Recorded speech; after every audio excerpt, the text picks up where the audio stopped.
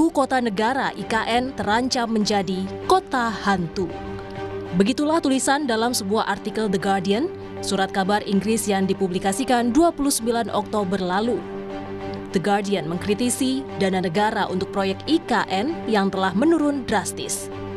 The Guardian menulis, pembangunan IKN melambat dan sedikit pegawai negeri yang mau pindah dari Jakarta.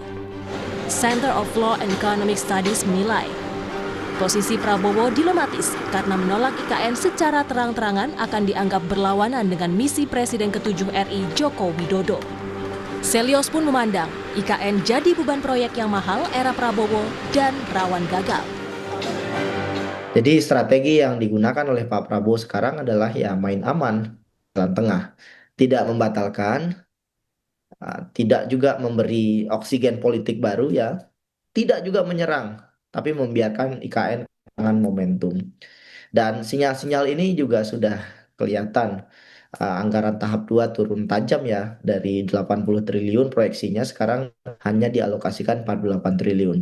Dan tidak ada framing baru dalam pidato politik Pak Prabowo terkait IKN ini sebagai prioritas strategis nasional.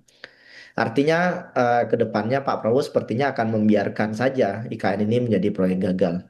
Karena kalau Sejak dilantik sebagai presiden, Prabowo belum pernah mengunjungi IKN. Sebelumnya, Presiden Prabowo menetapkan IKN menjadi ibu kota politik pada tahun 2028. Hal itu tertuang dalam Perpres nomor 79 tahun 2025 tentang pemutakhiran rencana kerja pemerintah tahun 2025. Perpres itu merinci syarat IKN menjadi ibu kota politik 2028.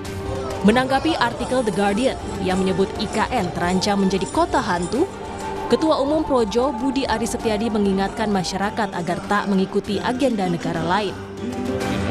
Jangan kita mengeksploitasi hal-hal yang membuat bangsa kita ini jadi terpuruk. Kan yang nggak pengen maju kan negara lain. Kamu mau aja ikut agenda negara lain? Ya, pokoknya kita dukung Indonesia maju 2045. Ya. Sementara itu, Menteri Keuangan Purbaya Yudi Sadewa yakin IKN tak akan jadi kota hantu jika pertumbuhan ekonomi Indonesia baik. Terkait akankah ada anggaran tambahan untuk IKN, Purbaya menjawab akan mengikuti amanah Presiden. Ke depan seperti rasanya sih nggak akan jadi kota hantu. Kalau ekonominya dia bagus, uang saya akan banyak nanti. Jadi Anda nggak usah takut. Jadi jangan dengar prediksi siapa orang luar. Itu sering salah kok. Nanti baru kalau perlu tahun-tahun berikutnya ada dana pemerintah kita keluarin lagi. Tapi yang jelas kita udah setujuin yang swasta membangun rumah di sana. Ada beberapa perusahaan gitu. Tapi gitu. Jadi sepertinya nggak berhenti, masih jalan terus. Tapi nggak secepat yang kita ikut sama Pak Presiden aja seperti apa.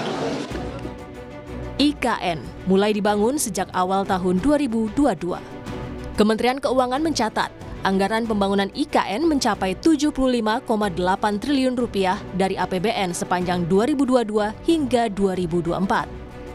Tim Liputan Kompas TV.